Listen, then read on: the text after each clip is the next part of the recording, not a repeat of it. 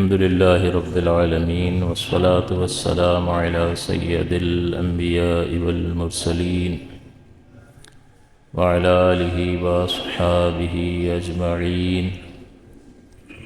أما بعد فأعوذ بالله من الشيطان الرجيم. بسم الله الرحمن الرحيم. قال الله عز وجل في سورة الكهف: فانطلقا حتى إذا ركبا في السفينة خرقها قال أخرقتها لتغرق أهلها لقد جئت شيئا إمرا قال ألم أقل لك إنك لن تستطيع معي صبرا قال لا تؤاخذني بما نسيت ولا ترهقني من أمري عسرا فانطلقا حتى إذا لقيا غلاما فقتله قال أقتلت نفسا زكية بغير نفس لقد جئت شيئا نكرا قال ألم أقل لك إنك لن تستطيع معي صبرا قال إن سألتك عن شيء بعدها فلا تصاحبني وقد بلغت من لدني عذرا فانطلقا حتى إذا أتيا أهل قرية استطعما أهلها فأبوا أن يضيفوهما فوجدا فيها جدارا يريد أن ينقض فأقامه قال لو شئت لاتخذت عليه أجرا قال هذا فراق بيني وبينك سأنبئك بتأويل ما لم تستطع عليه صبرا. صدق الله العلي العظيم وصدق رسوله النبي الأمين. سورہ کہف کی تفسیر جاری ہے اور آج آیت نمبر 71 سے آیت نمبر 78 تک، اور انشاءاللہ اگر موقع رہا تو آگے بھی آیات کی تفسیر بیان ہوگی اور کوشش ہوگی کہ آج یہ واقعہ اپنی تکمیل کو پہنچ جائے تو 3 واقعات مکمل ہو جائیں گے اور پھر ایک رہ جائے گا. تو ان آیات مقدسہ میں جیسا کہ موسیٰ علیہ السلام حضرت خضر کے پاس تشریف لے گئے اور وہاں حصول علم کا ارادہ کیا آپ نے، تو اب یہ سمندر کے پاس، دریا کے پاس جہاں ان کی ملاقات طے تھی وہاں ملاقات ہوئی، اور ملاقات ہونے کے بعد یہ اسی کے کنارے چلتے چلے گئے، ساتھ ہو لیے. پھر آگے ایک مقام پر پہنچے تو وہاں پر ایک کشتی تھی جس میں لوگ سوار ہو رہے تھے اور وہ انہیں دوسری طرف لے کر جا رہا تھا. تو وہ حضرت خضر علیہ السلام کو پہچان گیا، تو اس نے انہیں بغیر کسی معاوضے کے کشتی میں سوار کر لیا. تو یہ اس نے مہربانی کی، اس نے اعزاز اور اکرام کیا اور اس نے کشتی میں سوار کیا. اللہ تعالیٰ ارشاد فرماتا ہے فانطلقا، پھر یہ ساتھ چلے دونوں. اب یہاں فانطلقا تثنیہ کا صیغہ ہے، حالانکہ بندے 3 تھے، حضرت موسیٰ علیہ السلام کے خادم یوشع بن نون اور حضرت خضر علیہ السلام. لیکن 2 کا ذکر کیا، تیسرے کا نہیں کیا. اس کا سبب یہ ہے کہ خادم جو ہے وہ اپنے آقا کے تابع ہوتا ہے، تو جب آقا کا ذکر کر دیا تو تابع خود بخود مذکور ہو گیا، لہٰذا اسے ذکر کرنے کی ضرورت نہیں تھی. تو ایسا نہیں ہے کہ ان کو کہیں پیچھے چھوڑ دیا تھا اور یہ 2 وہاں سے آگے چلے، ایسا نہیں ہے. حالانکہ تثنیہ کا صیغہ ذکر فرمایا تو تابع متبوع کے ساتھ ہوتا ہے، لہٰذا جب متبوع کا ذکر کر دیا، اصل کا ذکر کر دیا، تو جو پیچھے پیچھے پیروی کرنے والا ہے وہ خود بخود اس میں مذکور ہو گیا. جیسے کہ حضرت آدم علیہ السلام کا جو واقعہ ہے کہ آپ جنت سے زمین پر تشریف لائے اور پھر آپ نے اللہ تعالیٰ کی بارگاہ میں توبہ فرمائی، تو دونوں نے ہی اس شجر سے کھایا تھا نا جس سے اللہ تعالیٰ نے منع فرمایا تھا، حضرت آدم علیہ السلام اور حضرت حوا نے. لیکن صیغہ اللہ تعالیٰ نے کیا فرمایا؟ فتابہ، واحد مذکر غائب کا. تو توبہ کی انہوں نے، یعنی آدم علیہ السلام نے. تو حضرت حوا کہاں گئی؟ انہوں نے نہیں کی توبہ، لیکن چونکہ اس میں پرنسپل حیثیت حضرت آدم علیہ السلام کی تھی اور وہ تابع تھیں، لہٰذا متبوع کا ذکر، لیڈر کا ذکر کر دیا تو تابع خود بخود اس میں داخل ہو گیا۔ تو یہاں اس وجہ سے اللہ تعالیٰ نے تثنیہ کا صیغہ ذکر فرمایا جو دو افراد پہ بولا جاتا ہے، حالانکہ بندے وہاں پر تین تھے۔ فانطلقا، تو یہ ساتھ چلنے لگے، حتیٰ اذا راکبا فی السفینۃ، یہاں تک کہ سوار ہوئے وہ دونوں سفینے میں، کشتی میں۔ یہاں بھی رکیبا تثنیہ کا صیغہ ہے لیکن بندے وہی تین ہیں۔ خرقہا، تو حضرت خضر علیہ السلام نے اس کے تختے اکھاڑ دیے۔ اب اچھی بلی کشتی ایک آدمی نے بٹھا لیا فری میں اور اس کی کشتی کو توڑ دیا، دو تختے اس کے نکال دیے۔ تو اب یہ ظاہر کیا کہتا ہے کہ یار اس نے مہربانی کی تھی، اس کی کشتی کیوں توڑی؟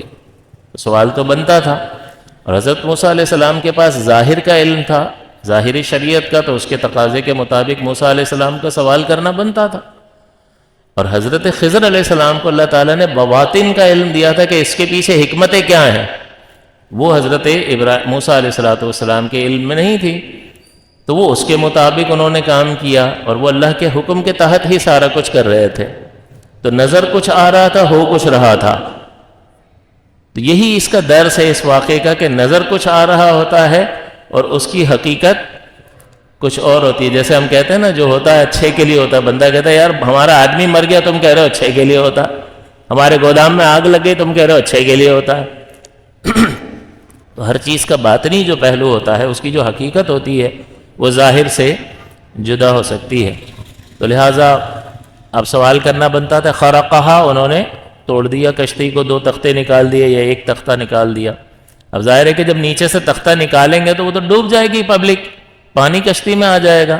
تو آپ نے فرمایا قال، فرمایا حضرت موسیٰ علیہ السلام نے، اخرقتہا لتغرق اہلہا، کیا آپ نے اس کو توڑ دیا، تختے نکال دیے، خرق کر دیا، پھاڑ دیا اسے، تاکہ آپ اس کے سواروں کو، اس میں موجود لوگوں کو ڈبو دیں؟ اخرقتہا لتغرقہا، غرق کر دیں، لتغرقا، کہ غرق کر دیں آپ اس کے اہل کو، اس میں بیٹھے ہوئے لوگوں کو۔ لقد جئت شیئا امرا، آپ نے تو بہت خوفناک کام کیا ہے، بہت برا کام کیا ہے، بول دیا حضرت موسیٰ علیہ السلام۔ لیکن کنڈیشن کیا تھی ساتھ چلنے کی، کہ آپ جو ہے فَإِنِ اتَّبَعْتَنِي فَلَا تَسْأَلْنِي عَنْ شَيْءٍ، اگر آپ میرے ساتھ رہتے ہیں، میری اتباع کرتے ہیں، اور اتباع کا مطلب یہ ہے کہ بس دیکھتے جاؤ، پیچھے پیچھے چلو، تو اگر آپ میری اتباع کرتے ہیں تو فَلَا تَسْأَلْنِي عَنْ شَيْءٍ، مجھ سے کچھ پوچھئے گا مت، حَتَّى أُحْدِثَ لَكَ مِنْهُ ذِكْرًا، یہاں تک کہ میں خود اس کے بارے میں آپ سے گفتگو نہ کروں، بات نہ کر لوں۔ تو میں بتاؤں گا تو آپ نے سن لینا، باقی آپ نے پوچھنا نہیں ہے، چاہے کیسی ظاہری طور پر مشکل بات ہو جو ہضم نہ ہوتی ہو۔ آپ نے کنڈیشن یہ تھی، لیکن یہاں پر یہ اس کے گویا کے خلاف ہو گیا۔ تو اب موسیٰ علیہ السلام فرماتے قال، فرمایا موسیٰ علیہ السلام نے کہ لا تؤاخذنی بما نسیت، کہ آپ میرا مواخذہ نہ کریں، اس پر میری پکڑ نہ کریں کہ جو میں بھول گیا،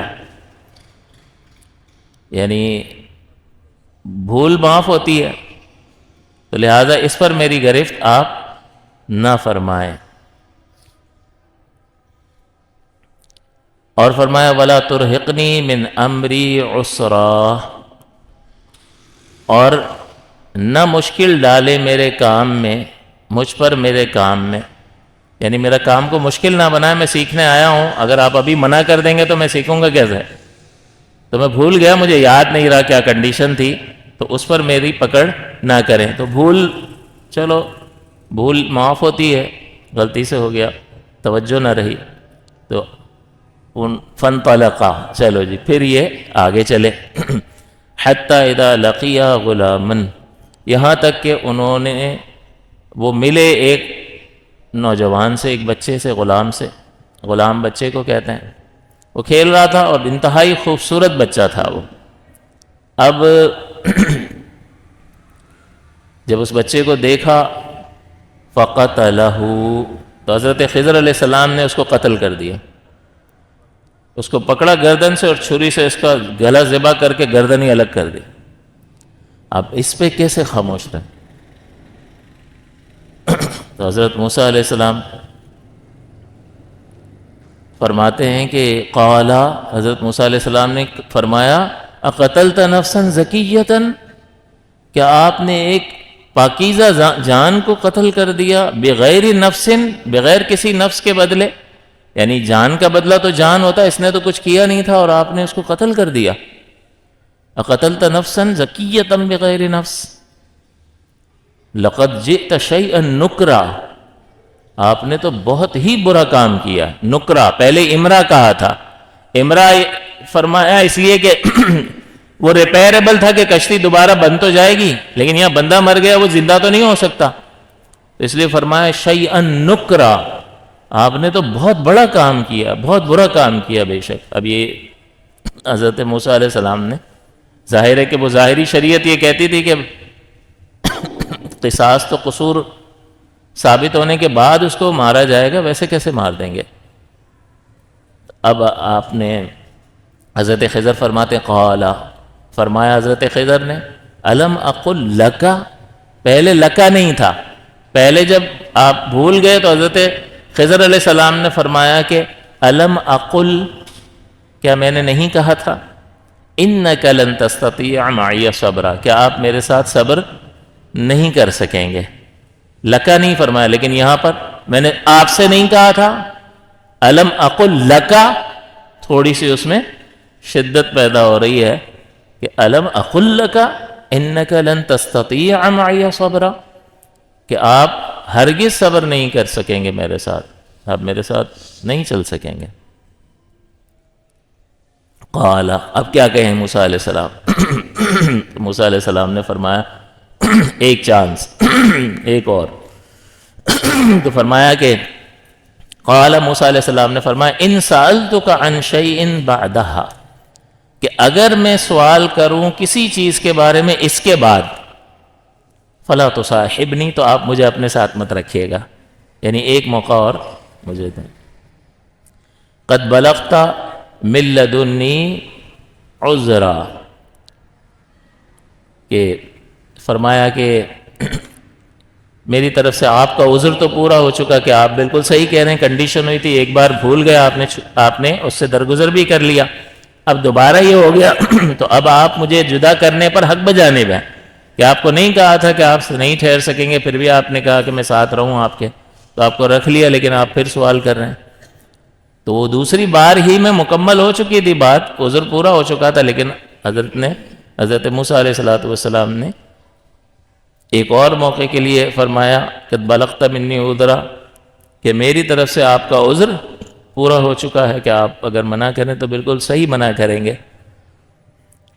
چلیں جی، پھر ساتھ رکھ لیا، فانطلقا، پھر آگے چلے، حتی اذا اتیا اہل قریۃ، یہاں تک کہ آپ ایک بستی میں پہنچے، استطعما اہلہا، تو آپ دونوں نے کھانا طلب فرمایا بستی والوں سے، کیونکہ کئی دن کا سفر تھا اور کچھ کھایا نہیں تھا، بھوک تھی، تو ان سے طلب فرمایا، تو ضرورت کے وقت طلب کیا جا سکتا ہے۔ فَأَبَوْا أَن يُضَيِّفُوهُمَا، تو انکار کیا انہوں نے کہ وہ مہمانی کریں ان کی، منع کر دیا، اتنے جلیل القدر لوگ تھے لیکن منع کر دیا، لوگ وہ بڑے کنجوس قسم کے لوگ تھے، تو انہوں نے کوئی توجہ نہ کی، پھر یہ وہاں سے نکلنے لگے۔ فَوَجَدَا جِدَارًا، تو نکلتے دیکھا تو دونوں نے ایک دیوار کو پایا، یرید ان ينقض، کہ وہ جو بس گرنے ہی والی تھی، ٹیڑھی ہو چکی تھی۔ فَأَقَامَهُ، تو حضرت خضر علیہ السلام نے اس کو سہارا دے کے سیدھا کر دیا۔ اب موسیٰ علیہ السلام پھر خاموش نہ رہے، اور آپ نے فرمایا کہ قال لو شئت لاتخذت علیہ اجرا، کہ فرمایا موسیٰ علیہ السلام نے لو شئت، اگر آپ چاہتے، لاتخذت علیہ اجرا، تو ضرور اس پر کوئی مزدوری لے لیتے، مہمانی تو کی نہیں انہوں نے، تو مزدوری لے لیتے، مفت میں کام کیوں کیا آپ نے؟ اب پھر سوال کر لیا۔ اب خضر علیہ السلام نے فرمایا قالا، فرمایا حضرت خضر نے ھذا فراق بینی و بینک، بس اب آپ کے اور میرے درمیان جدائی ہے، ہم ساتھ نہیں چل سکتے۔ سأنبئک بتأویل ما لم تستطع علیہ صبرا، ان قریب میں خبر دوں گا اس کی حقیقت کی، یعنی اس کی تعویل بتاؤں گا کہ تھا کیا، اس میں راز کیا تھا، جو آپ تو ظاہر کو دیکھ کر فرما رہے تھے، آپ کا بھی فرمانا اپنے مقام پر اپنے علم کے مطابق تو درست ہی تھا۔ تو میں سأنبئک بتأویل ما لم تستطع علیہ صبرا، کہ میں آپ کو ضرور خبر دوں گا اس کی ان قریب، اس کی حقیقت کی کہ جس پر آپ صبر نہیں کر پائے۔ تو یہاں تک جو ہے یہ واقعہ مکمل ہوا، اور پھر وہ وجوہات اور وہ حقائق حضرت خضر علیہ السلام نے حضرت موسیٰ علیہ السلام کے سامنے ذکر فرمائے۔ تو اب یہاں پر ایک چیز یہ ذکر دیکھنے کی ہے، جو بنیادی نقطہ یہاں پر ابتداءً ہے، کہ جواب دیتے ہوئے حضرت خضر علیہ السلام فرماتے اما السفینہ، تو وہ جو سفینہ تھا جس کو توڑا تھا میں نے، فکانت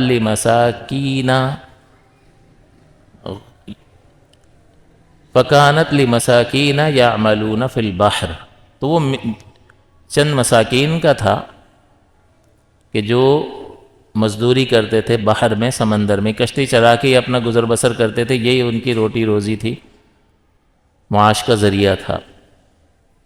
فَأَرَدْتُ أَنْ أَعِيبَهَا، تو میں نے ارادہ کیا کہ میں اسے عیب دار کر دوں۔ اب دیکھیں آگے انہوں نے ذکر کیا ہے کہ یہ سب میں نے اللہ کے حکم سے کیا تھا، مامور تھے، اللہ کے حکم کے مطابق وہ کر رہے تھے، لیکن یہاں پر ادب یہ ہے کہ جب کوئی شر والی بات کی جاتی ہے تو اس کی نسبت اللہ تعالیٰ کی طرف نہیں کرتے ہیں، یہ اللہ تعالیٰ کی بارگاہ کا ادب ہے۔ تو وہ تو یوں نہیں فرمایا کہ اللہ نے اس کو عیب دار کر دیا، بلکہ فرمایا یا اللہ نے ارادہ فرمایا کہ اسے عیب دار کر دے، اللہ کی طرف اس کی نسبت نہیں فرمائی۔ فَأَرَدْتُ، میں نے ارادہ کیا، ان اعیبہا، کہ میں اس کشتی کو عیب والا کر دوں۔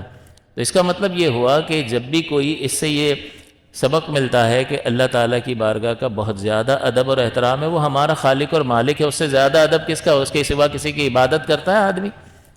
تو عبادت کا مطلب یہ ہوتا ہے کہ انتہائی حد درجہ تعظیم اور عاجزی اور انکساری جس کی بارگاہ میں اختیار کی جائے، اس کو عبادت کہا جاتا ہے۔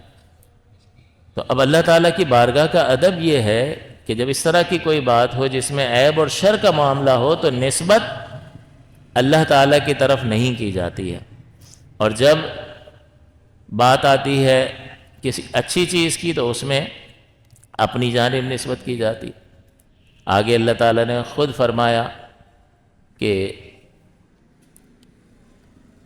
فَأَرَادَ رَبُّكَ أَن يَبْلُغَهَا أَشُدَّهُمَا، یعنی یہ جو دیوار جو صحیح کر دی تھی، اس میں ارادہ فرمایا۔ ارادہ کا مطلب ہے میں نے ارادہ کیا، اس نے ارادہ کیا، رب نے۔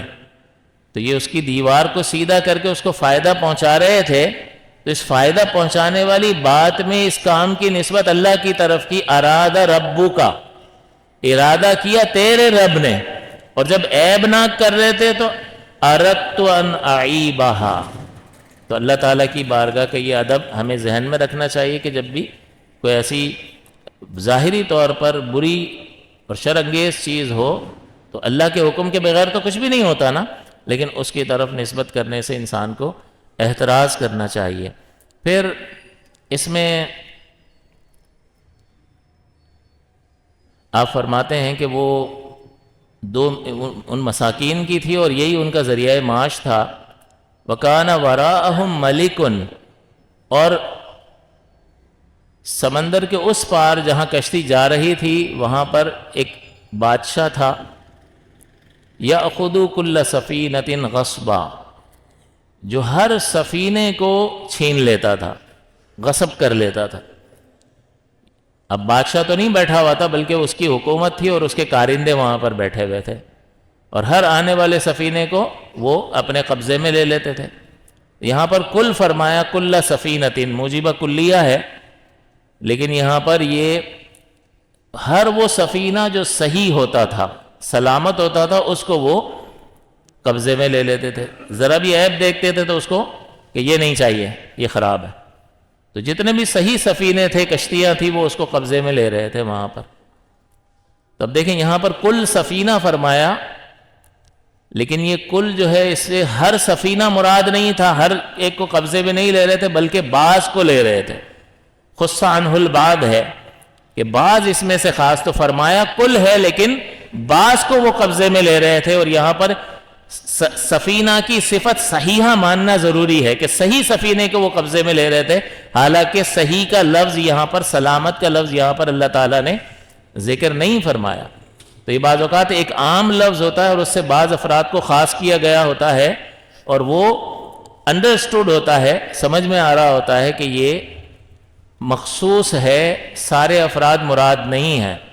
اب جیسے کہتے ہیں کل بدعت ضلالۃ، لفظ کل ہے، اور کل اور بدعت کا مطلب نیا کام، تو ہر بدعت گمراہی ہے. اب یہ لفظ کل ہے نا، تو کل کے ضمن میں سب کو لے لیا اور کہا کوئی بھی اس سے خارج نہیں ہے. تو یہ درست نہیں ہے، بلکہ یہاں پر کل بدعت سیئۃ ضلالۃ ہے، کیونکہ بدعت دو قسم کی ہوتی ہے. ایک بدعت حسنہ ہوتی ہے، ایک اچھی بدعت جو دین کی تقویت کا باعث بنتی ہے، اور ایک بری بدعت بنتی ہے کہ جو دین کے بنیادی اصولوں، قواعد اور ضوابط اور شریعت کے مخالف ہوتی ہے. تو ایسا کام دین میں ایجاد کر لینا جو دین کے بنیادی قاعدے اور ضابطوں کے مطابق مخالف ہو، سے ٹکراتا ہو، یہ بدعت سیئہ کہلاتی ہے. اور یہ قدیم سے یہ تقسیم چلی آ رہی ہے. اور خود حضرت عمر نے کیا فرمایا، جب جماعت تراویح کی قائم ہوئی تو پہلے حضور کے دور میں تو نہیں تھی، سب اکیلے اکیلے اپنی پڑھ رہے تھے. صدیق اکبر کے دور میں تو نہیں تھی، سب اپنی اپنی اکیلے ہی پڑھ رہے تھے. حضرت عمر فاروق کے بھی دور میں کچھ عرصہ اکیلے ہی پڑھی، پھر آپ نے کہا کہ یہ سب اکیلے اکیلے پڑھ رہے ہیں، ایک امام کے پیچھے جمع کر دو.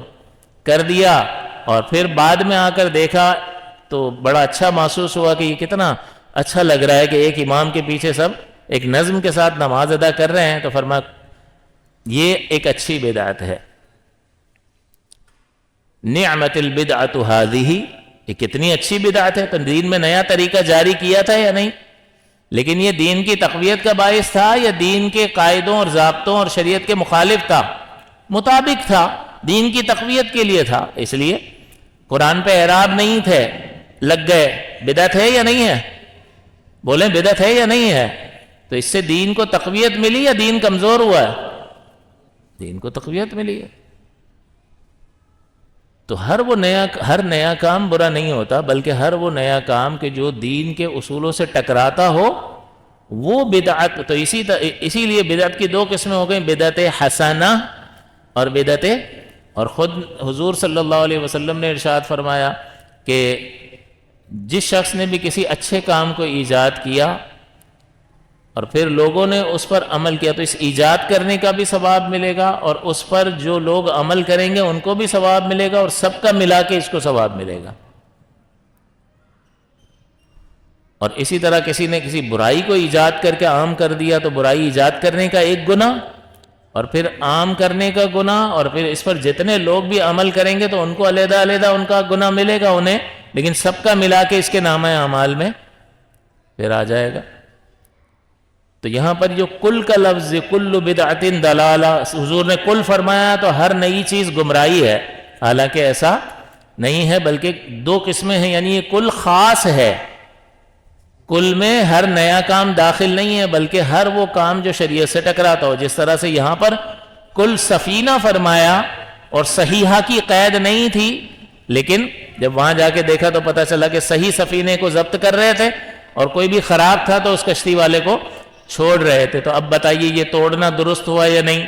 تو آپ فرماتے ہیں کہ میں نے اس لیے اس کو توڑ دیا کہ وہاں ایک بادشاہ تھا اور وہ اس کو قبضے میں لے رہا تھا غصبہ، تو اب اس کو توڑ دیا تو قبضہ نہ ہوا، چھوڑ گئی، بعد میں ریپیئر کر لیں گے. اور اس توڑنے کے باوجود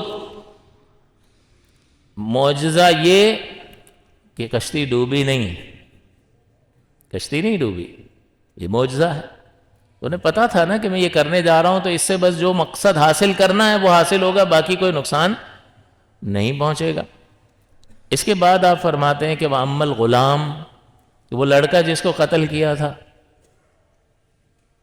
فَكَانَ أَبَوَاهُ مُؤْمِنِينَ، تو تھے اس کے ماں باپ، اس کے والدین ایمان والے تھے۔ اب یہ کیسے ایمان والے تھے کہ اللہ تعالیٰ نے ان کے ایمان کی وجہ سے ان کی حفاظت فرمائی، ان کے ایمان کی کس طرح؟ فَخَشِينَا أَن يُرْهِقَهُمَا، تو ہمیں یہ خوف تھا کہ وہ انہیں گمراہ کر دے گا،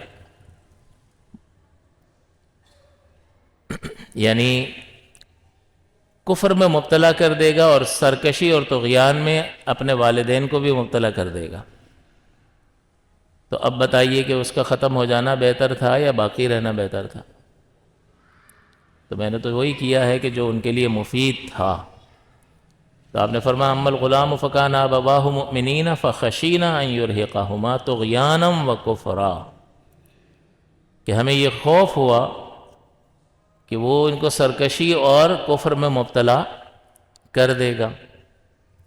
حضور صلی اللہ علیہ وسلم سے اس لڑکے کے بارے میں مذکور حدیث میں آیا کہ اس کے قلب پہ مہر لگ چکی تھی کفر کی، تو اس نے کفر ہی کو اختیار کرنا تھا اور آگے کفر ہی میں اس کا خاتمہ ہونا تھا، تو اس لیے اس کو موت دے دی، یہ بھی بچ گیا اور اس کے ماں باپ کو بھی اس کے شر سے بچا لیا گیا۔ تو بتائیے یہ بہتر فیصلہ تھا یا نہیں؟ تو اس کا ظاہر تو بڑا خطرناک نظر آ رہا تھا کہ بچے کو قتل کر دیا بغیر کسی قصور کے، لیکن اس کی حقیقت جب کھلی سامنے اور باطن ظاہر ہوا تو بالکل اب کوئی بات نہیں ہو رہی ہے، اب خاموشی سے اس کو سن رہے ہیں کہ ٹھیک ہے۔ اس کا مطلب یہ ہوا کہ بعض اوقات ایسا ہوتا ہے کہ والدین جو ہے اپنی اولاد کی محبت میں حد سے تجاوز کر کے بعض اوقات کفر میں بھی مبتلا ہو سکتے ہیں۔ تو یہ محبتیں اس کی ایک لمٹ ہوتی ہے، شریعت سے اگر محبت ٹکرا رہی ہوگی تو پھر محبت کو ترک کیا جائے گا اور شریعت کو اختیار کیا جائے گا، ورنہ بعض اوقات یہ محبتیں انسان کو ہلاکت میں مبتلا کر سکتی ہیں۔ آگے فرمایا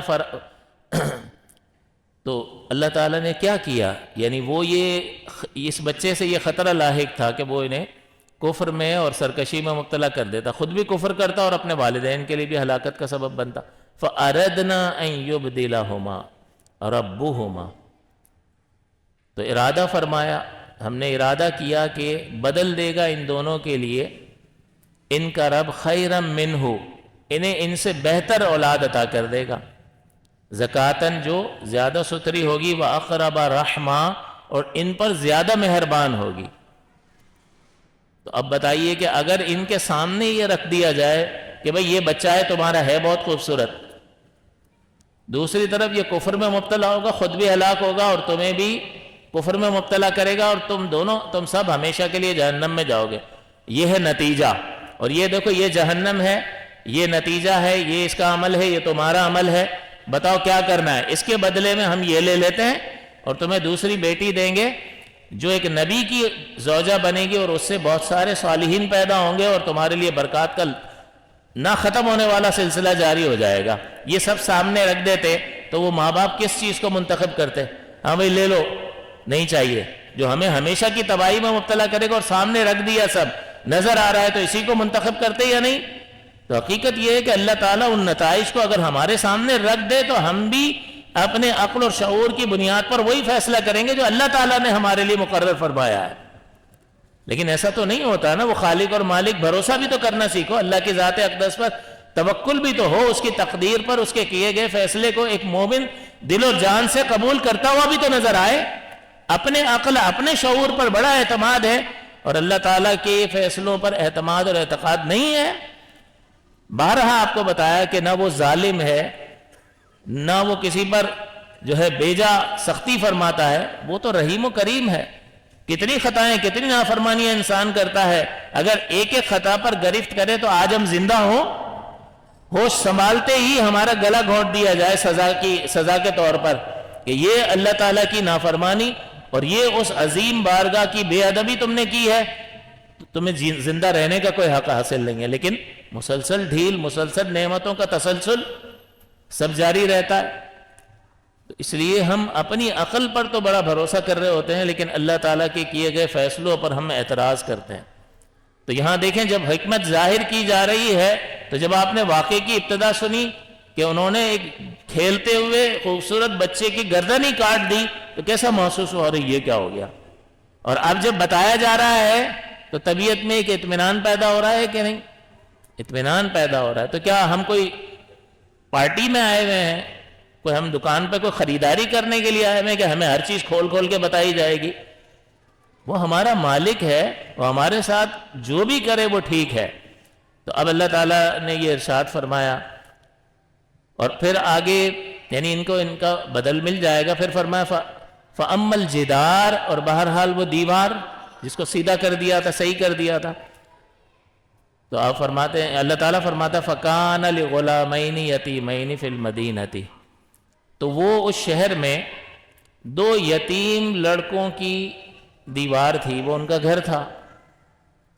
وَكَانَ تَحْتَهُ كَنْزٌ لَهُمَا، اور اس دیوار کے نیچے ان دونوں کے لیے خزانہ دفن کیا گیا تھا ان کے باپ کی طرف سے، کہ جب یہ بڑے ہوں گے، ابھی چھوٹے ہیں، باپ کا انتقال ہو رہا ہے مثلا، تو کوئی چھین لے گا، غصب کر لے گا، یہ دفاع کر نہیں سکیں گے، تو یہ وہاں پر دفن کر دیا تاکہ یہ جب بڑے ہوں گے تو اس کو حاصل کر لیں گے اور اس سے فائدہ اٹھا لیں گے، اپنی ضروریات پہ خرچ کر لیں گے۔ تو کان تحتہ کنز لہما، اور تھا اس دیوار کے نیچے خزانہ ان دونوں کے لیے۔ کیوں دیوار صحیح کی؟ علت بھی بتا دی، وکان ابوہما صالحا، اور تھا ان کا باپ نیک، تو اللہ تعالیٰ نے اس کے باپ کی نیکی کا بدلہ ان بچوں کو عطا فرمایا۔ اس کا مطلب ایک بھی اللہ کا فرما بردار خاندان میں نکلتا ہے، پورا خاندان فائدہ اٹھا جاتا ہے۔ میدان معاشر میں بھی ایک عالم گھر میں ہوگا، پورے خاندان کو فائدہ پہنچا جائے گا۔ ایک حافظ جو اپنے حفظ پر اس کے حلال کو حلال سمجھتا ہے، قرآن کے حلال کیے کو حلال، حرام کو حرام، اور اس کے تقاضے کے مطابق زندگی گزارتا ہے، کئی لوگوں کی شفاعت کرے گا۔ اس کے ماں باپ کو ایسا تاج پہنایا جائے گا جو مشرق و مغرب کو روشن کر دے گا، اس کو نہیں، اس کے ماں باپ کو۔ تو پھر اس کا کیا معاملہ ہوگا؟ اس کو تو کہا جائے گا تو جنت میں داخل ہو اور قرآن پڑھتا جا، جہاں تو رکے گا وہی تیرا مقام ہوگا، اپنی جگہ خود ہی طے کر لے، جا پڑھتا جا اور چلتا جا، جہاں تو رکے گا یہ پڑھنا تیرا ٹھہر جائے گا، وہیں تو تیرا جنت میں مقام ہوگا۔ تو درجات کی بلندی تو خود طے کر، یہ اللہ کے کلام کی عظمت ہے۔ لیکن یہ وہی حافظ ہے جو اس کے مطابق عمل بھی کرتا ہو۔ ایسا نہیں کہ وہ تراویح پڑھانے کے لیے تو رمضان میں داڑھی رکھ لیتا ہے اور پھر تراویح پڑھا کے پھر بعد میں چاند رات ہی کو جا کے اپنا کام کروا لیتا ہے اور پھر وہی زندگی۔ یہ وہ حافظ یہاں پہ مراد نہیں ہے، حفظ کی حفاظت بھی عمل کے ذریعے سے کرتا ہو۔ تو بہرحال کانا ابوہما صالحا، اور ایک روایت میں یہ بھی بزرگوں نے لکھا ہے، مفسرین نے، کہ یہ باپ ان کا وہ براہ راست باپ نہیں تھا، بلکہ ان کی چھٹی پشت میں ایک دادا گزرا تھا، ساتویں پشت میں، وہ نیک تھا، اس کا وہاں سے اثر پہنچ رہا تھا، اور اللہ تعالیٰ نے کیسی حفاظت فرمائی۔ تو یہ دیوار کا قصہ تھا، اس لیے میں نے بغیر مزدوری لیے بنا دی ان کی دیوار۔ فَأَرَادَ رَبُّكَ أَن يَبْلُغَا أَشُدَّهُمَا، تو تمہارے رب نے ارادہ فرمایا کہ یہ دونوں بلوغت کو پہنچ جائیں، وَيَسْتَخْرِجَا كَنْزَهُمَا، اور نکال لیں اپنے خزانے کو۔ اللہ نے یہ ارادہ فرمایا، لہذا اگرچہ انہوں نے ہماری ضیافت نہیں کی، ہماری مہمان نوازی نہیں کی، لیکن اس کے باوجود بغیر مزدوری کے ان کی دیوار ٹھیک کر دی۔ اور آگے فرماتے ہیں کہ اللہ تعالیٰ فرماتا ہے رحمتم من ربک، یہ تیرے رب کی رحمت سے ہے کہ ان کی دیوار سیدھی کر دی، ان کے خزانے کو محفوظ کر دیا۔ وما فعلتہ عن عمری، اور نہیں کیا میں نے یہ کچھ اپنے حکم سے، اپنی مرضی سے نہیں کیا، بلکہ یہ اللہ تعالیٰ کے حکم سے کیا، اللہ کے امر سے کیا ہے۔ تو اس میں حضرت خضر علیہ السلام کے نبی ہونے کی دلیل ہے کہ اللہ تعالیٰ کا امر آپ کو کیسے پتا چلا؟ یا تو وحی کے ذریعے پتا چلا یا دل میں بات ڈال دی گئی ہے۔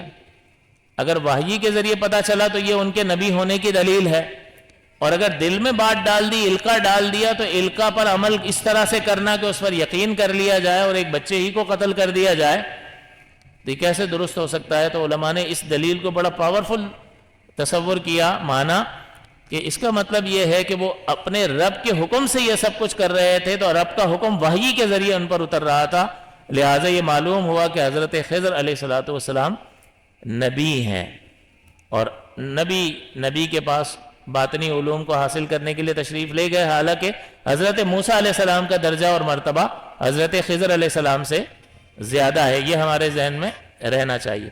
تو یہ تعویل جو ہے، یہ حقیقت حال حضرت خضر علیہ السلام نے موسیٰ علیہ السلام کو بتائی، تو اللہ تعالیٰ پھر یہاں فرماتا وَمَا فَعَلْتُهُ عَنْ أَمْرِي، کہ میں نے یہ کام نہیں کیا ہے اپنی مرضی سے، اپنے امر سے، ذَلِكَ تَأْوِيلُ مَا لَمْ تَسْطِعْ عَلَيْهِ صَبْرًا، کہ یہ اس کی حقیقت ہے کہ جس پر آپ صبر نہیں کر پائے تھے۔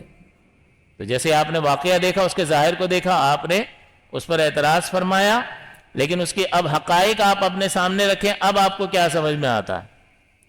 اب بالکل بات واضح ہو گئی اور کوئی اعتراض کی جگہ نہیں بنی۔ تو اس میں یہاں پر مزید 3 باتیں اور سمجھ میں آتی ہیں کہ کیا کسی کی مستقبل میں کسی کو نقصان سے بچانے کے لیے کسی کی چیز کو توڑ سکتے ہیں، کچھ کر سکتے ہیں؟ تو بالکل ہماری شریعت میں بھی ایسا ہی ہے، ایسے ہی کیا جا سکتا ہے کہ بڑے ضرر سے بچانے کے لیے چھوٹے ضرر کو اختیار کیا جا سکتا ہے۔ یعنی دفع ضرر جو ہے، یہ ایک اصول ہے کہ جس کی بنیاد پر بڑا ضرر اگر پہنچ رہا ہو اور اس کے مقابلے میں چھوٹا ضرر پہنچ رہا ہو تو چھوٹے ضرر کو اختیار کر لیا جاتا۔ پوری کشتی غصب ہو جائے، اس کے عوض 2 تختے ٹوٹ جائیں تو کوئی مسئلہ ہے؟ کوئی مسئلہ نہیں ہے۔ تو یہ بالکل ٹھیک ہے، اور آپ خود غور کیجئے کہ جب وہ ان کو اگر پتہ چلے، جن کی کشتی تھی وہ تو پتہ ہی نہیں چلا ان کو کہ کیا ہوا، جن کی کشتی تھی ان کو پتہ چلے تو ٹوٹتے وقت وہ کہیں گے یہ کیا کیا آپ، ہم نے آپ کو بٹھایا اور آپ نے ہماری کشتی توڑ دی۔ لیکن جب وہاں پہنچ کر وہ کشتی چھننے سے بچ جائے تو پھر کیا کہے گا؟ اللہ تیرا شکر ہے انہوں نے توڑ دی، ورنہ تو گئی تھی آج۔ تو اس کی حقیقت ظاہر نہیں ہوئی تھی تو اعتراض کر رہا تھا، اور جب حقیقت ظاہر ہوئی تو یہی کہہ رہا اللہ تیرا شکر ہے بچا لیا تو نے۔ 10 لاکھ روپے لے کے نکلنے والا تھا کسی کو دینے کے لیے، پھر خیال آیا رسک بہت ہے، تھوڑے تھوڑے کر کے نکلتا ہوں، 2 لاکھ لے کے جاتا ہوں، بھلے 4 چکر ہو جائے۔ اب 2 لاکھ لے کے نکلا اور کوئی بھائی مل گیا راستے میں، پکڑ لیا اس نے، لے لیے، تو اب یہ کیا کہے گا؟ یار 2 لاکھ گئے شکر ہے، 10 لاکھ پورے نہیں گئے۔ 2 لاکھ چھننے پہ تم شکر کر رہے ہو، اس لیے کہ بڑی مصیبت سے اللہ تعالیٰ نے بچا لیا، تو ابھی 2 لاکھ کا نقصان ہوا، اس کے باوجود وہ شکر ادا کر رہا ہے۔ تو حقیقت حال جب ظاہر ہو جاتا ہے تو بندہ اسی پر حمد کر رہا ہوتا ہے، یار اچھا ہو گیا بچ گئے۔ میں تو 5000 بوری لینے گیا تھا، اس نے 500 ہی دی، اور جب 500 بوری دی تو دل بڑا تنگ ہو رہا تھا، یار 10 ٹن مال مل جاتا نا، اس نے 2 ہی ٹن دیا، کیا بک گیا ہے، جھوٹ بول رہا تھا کہ وغیرہ جو بھی ہے، بول رہا تھا نہیں بول رہا تھا، ہمیں 1000 وسوسے آ جاتے اور دل بالکل چھوٹا ہو جاتا، اس کو دے دیا ہمیں نہیں دیا، ہم رہ گئے، ہمیں تیزی نہیں ملے گی، ہمیں نفع نہیں ملے گا۔ پتہ چلا 4 دن کے بعد کوئی ایسی نیوز آئی مارکیٹ دھڑام سے نیچے، اب کہتے ہیں اللہ تیرا شکر ہے اس نے 500 ہی دی، یا اس نے 2 ٹن ہی مال دیا، میں تو 10 ٹن مانگ رہا تھا۔ اب تو جب تک راز کھلا نہیں تھا اعتراض کر رہا تھا، لیکن جب راز کھلا تو اسی پر کہہ رہا الحمدللہ۔ تو بھائی اللہ پہ بھی کچھ بھروسہ، بلکہ کامل بھروسہ ہونا چاہیے کہ جو ہوا ہے وہی درست ہے۔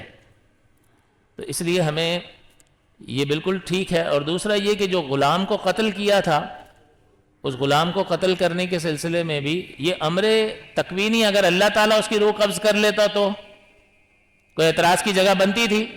تو حضرت خضر نے اللہ کے حکم سے ہی تو اس کی روح قبض کی تھی اور اس کو قتل کیا تھا۔ تو جب اللہ کے حکم سے کیا تھا تو بظاہر آپ کو خضر علیہ السلام قتل کرتے ہوئے دکھائی دے رہے ہیں، لیکن وہ خود فرما رہے ہیں کہ میں نے اپنے امر سے نہیں کیا ہے، وَمَا فَعَلْتُهُ عَنْ أَمْرِي، میں نے اپنی مرضی سے نہیں کیا، اللہ کے حکم سے کیا۔ بتائیے اللہ کے حکم پر کوئی اعتراض ہو سکتا ہے؟ بعض امر تشریعی ہوتے ہیں اور بعض امر تکوینی ہوتے ہیں۔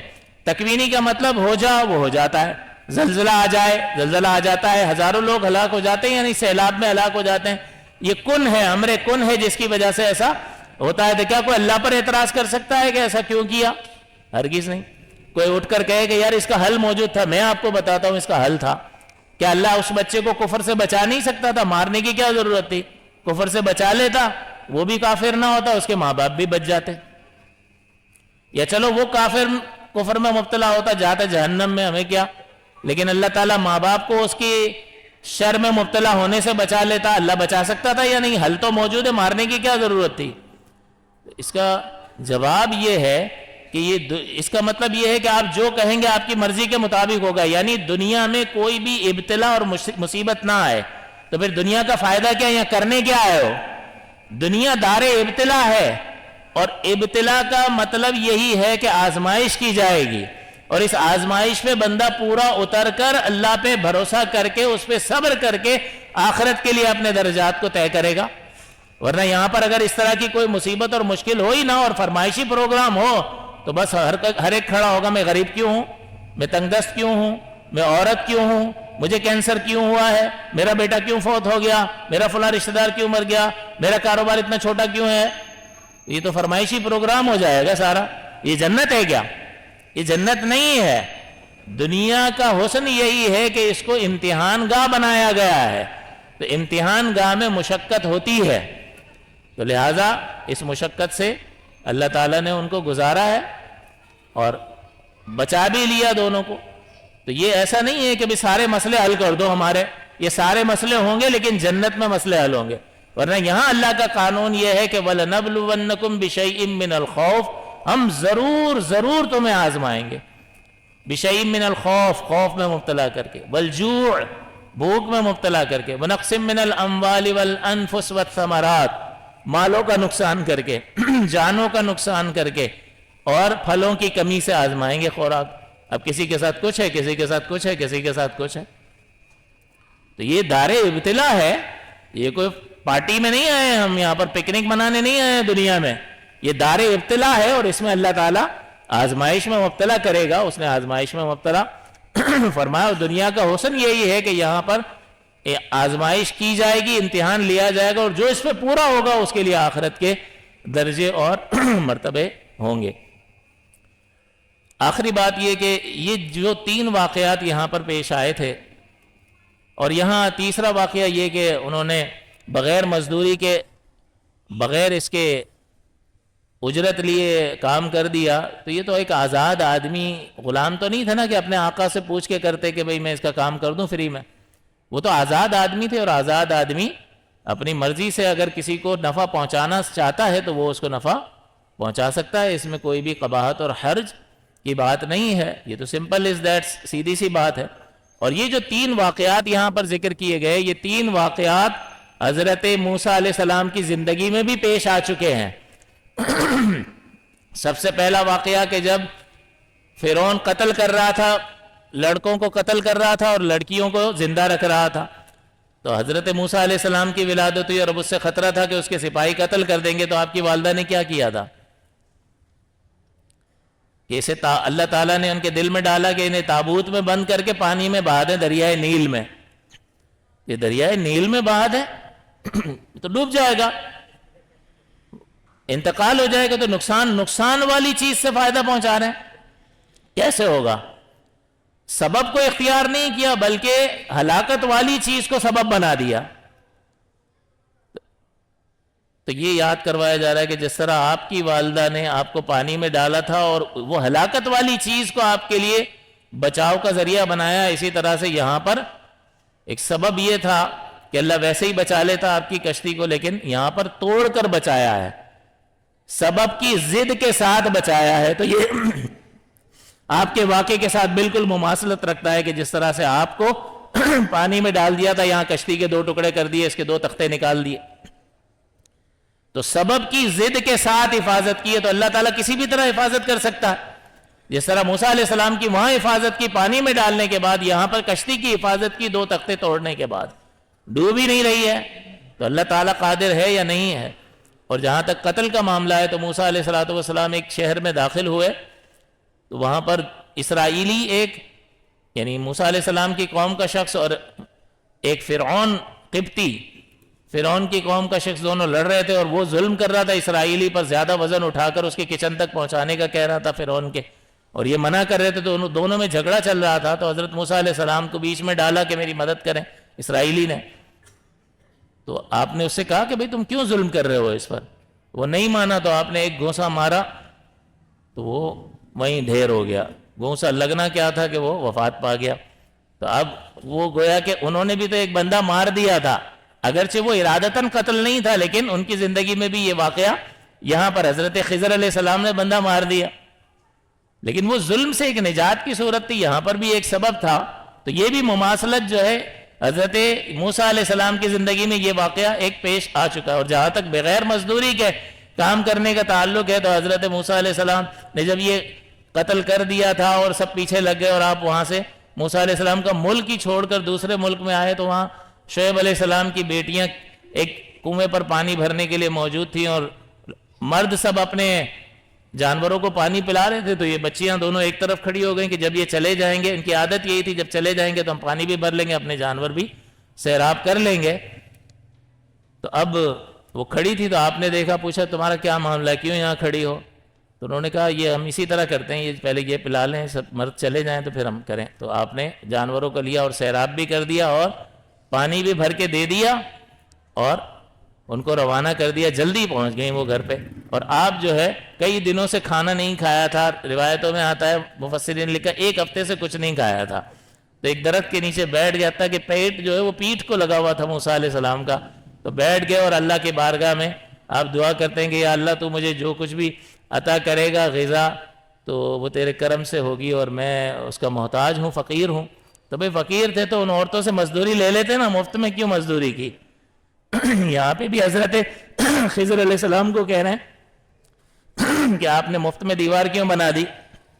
تو وہاں پر آپ نے بھی اپنی مرضی سے مفت میں کام کیا تھا یا نہیں کیا تھا؟ کیا تھا. تو آزاد آدمی کے لیے گنجائش ہوتی ہے کہ وہ کسی سے مزدوری لے یا اپنی مرضی سے کسی پر احسان کرتے ہوئے اس کا کام کر دے. تو یہ جو 3 واقعات موسیٰ علیہ السلام کو دکھائے گئے ہیں، موسیٰ علیہ السلام کی زندگی میں خود بالکل مماثل اس طرح کے 3 واقعات ہو چکے تھے. بس آخری بات جو اس کا لب لباب ہے کہ آپ غور کیجئے کہ اس طرح سے 3 طرح کی تقدیریں ہمارے سامنے آتی ہیں. 3 طرح کی تقدیریں. کیا مطلب ہے 3 طرح کی تقدیریں؟ کہ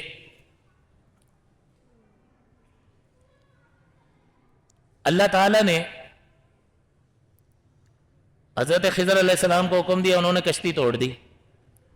کشتی توڑ دی، یہ نقصان ہوا تو بظاہر ہمیں وہ برا نظر آ رہا تھا.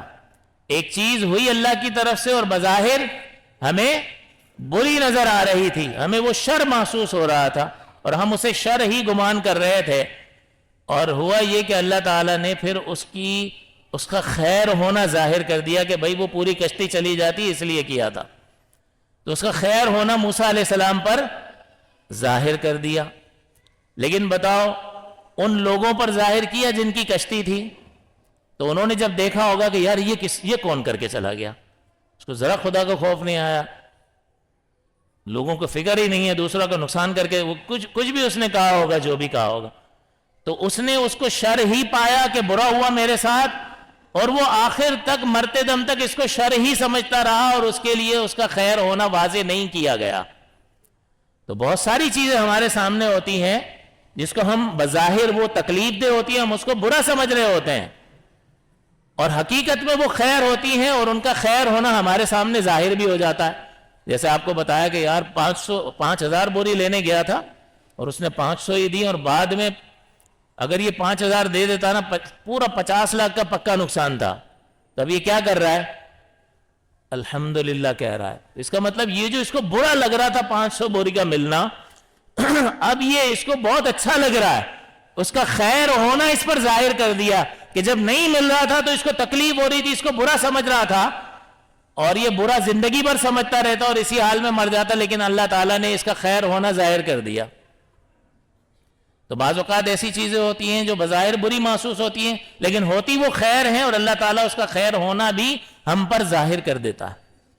دوسری چیز کہ وہ بری ہوتی ہیں بظاہر اور اس میں بھلائی ہوتی ہے اور اس کی بھلائی اللہ تعالیٰ ظاہر کرتا ہی نہیں ہے. جیسے یہ سفینے والوں پر، اور جیسے یہ دونوں والدین جو تھے جن کے بچے کو قتل کر دیا تھا، تو موسیٰ علیہ السلام کو تو بتا دیا کہ یہ کفر کرتا اور اس کی وجہ سے اس کے والدین کفر میں مبتلا ہو جاتے، لیکن اس کے والدین زندگی پر کیا سمجھتے رہے؟ ہمارا بچہ پھول جیسا چلا گیا، پتہ نہیں کیا ہوا، کس نے مار دیا، مل جائے تو یہ کریں وہ کریں، تو اس کو شر کے طور پر دیکھ رہے تھے اور زندگی بھر اس کو شر ہی انہوں نے سمجھا اور دنیا سے چلے گئے۔ تو ایسا بھی ہوگا کہ بہت کچھ ہمارے ساتھ ایسا ہوگا جو ہمیں اچھا نہیں لگ رہا ہوگا، ہمیں بظاہر مشقت سے بھرا ہوا لگ رہا ہوگا، لیکن اس میں خیر ہوگی اور اللہ تعالیٰ اس کے خیر ہونے کو ہم پر کبھی بھی ظاہر نہیں فرمائے گا۔ لیکن خیر تھی یا نہیں تھی؟ تو بتائیے، اس کے والدین پر تو یہ خیر ظاہر نہیں ہوئی کہ اللہ تعالیٰ نے کفر سے بچا لیا، ہمارے بچے کو بھی بچا لیا اور ہمیں بھی کفر سے بچا لیا، تو خیر تھی لیکن اس کے والدین پر ظاہر نہیں کی گئی، موسیٰ علیہ السلام کو بتا دیا۔ تو اس کا مطلب کیا ہوا کہ یہ دوسری طرح کی تقدیر ہے۔ پہلی تقدیر کہ کوئی چیز آپ کو بری محسوس ہوتی ہے لیکن وہ بہتر ہوتی ہے اور اس کا بہتر ہونا بھی ظاہر کر دیا جاتا ہے، ایک دوسرا ایک چیز آپ کو بری محسوس ہوتی ہے، ظاہری طور پر تکلیف دہ ہوتی ہے لیکن اس میں بھلائی ہوتی ہے اور اس کا بھلا ہونا اللہ آپ پر ظاہر ہی نہیں کرتا ہے۔ تیسری چیز، اللہ تعالیٰ آپ کی بہت سارے شرور سے حفاظت کرتا ہے، بہت ساری مصیبتوں سے حفاظت کر رہا ہوتا ہے، آپ کو پتہ ہی نہیں ہوتا۔ جیسے یہ دونوں بچوں کی جو اللہ تعالیٰ نے حفاظت فرمائی اور ان کے خزانے کی حفاظت فرمائی ہے، بتائیے ان کو پتہ بھی تھا، بعد میں انہوں نے خزانہ نکال لیا، اس سے فائدہ اٹھا لیا، ان کو پتہ چلا کہ یہ گر جاتی اور یہ چھننے والا تھا اور اللہ نے اس کو دیوار کو ایسے سیدھا کروا دیا، تو ایک مشقت سے بچا بھی لیا اور ان بچوں کو مرتے دم تک پتہ نہیں چلا کہ ان کے ساتھ کسی نے کوئی بھلائی کی ہے۔ تو ایسے کئی معاملات ہوتے ہیں جن میں ہزارہ مصیبتوں سے اللہ تعالیٰ ہمیں بچا رہا ہوتا ہے لیکن ہمیں پتہ بھی نہیں ہوتا۔ بعض اوقات پتہ چل جاتا ہے، کھڑے ہوئے تھے، روڈ کراس کر رہے تھے یا کھڑے ہوئے تھے، اچانک ایک گاڑی نکلی، بندہ کہتا ہے یار بس ایک بال برابر فرق رہ گیا، یوں ہٹاؤں اور گاڑی، ورنہ کام ہو گیا تھا آج۔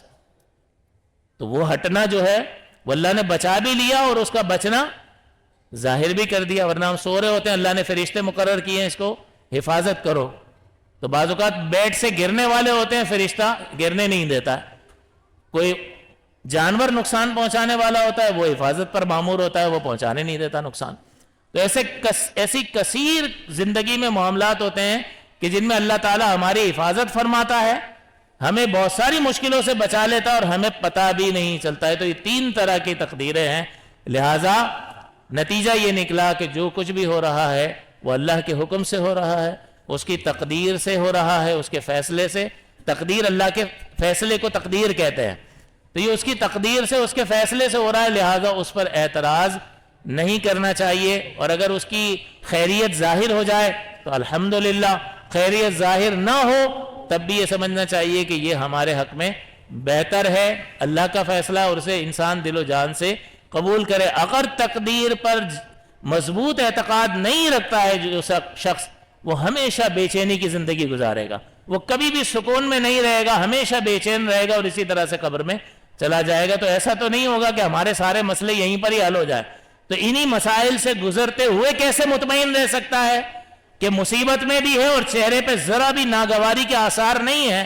وہ اسی طرح سے کہ اللہ تعالیٰ کی تقدیر پر اعتقاد رکھے، اس کے رحیم اور کریم اور لطیف ہونے پر اعتقاد رکھے، اس کے ظالم نہ ہونے پر اعتقاد رکھے، اور پھر اس اعتقاد کے ساتھ اس کی طرف سے جو بھی چیز اس پر آتی ہے اس کو خوش دلی سے قبول کرے، اپنے وسائل، اسباب اور ذرائع ان مصیبتوں کو دور کرنے کے لیے استعمال کرتا رہے، لیکن اگر ان کے استعمال کے باوجود وہ چیزیں ہم سے نہیں ہٹتی ہیں تب بھی دل برا نہ کرے، اپنے آپ کو اللہ کے حوالے کر دے۔ اللہ تعالیٰ سے دعا ہے کہ اللہ تعالیٰ ہمیں اس سبق سے کچھ سیکھنے کی توفیق عطا فرمائے اور زندگی میں جو معاملات ہوتے ہیں ان پر صبر کی اور استقامت کی توفیق عطا فرمائے۔ آمین۔ وآخر دعوانا الحمدللہ رب العالمین۔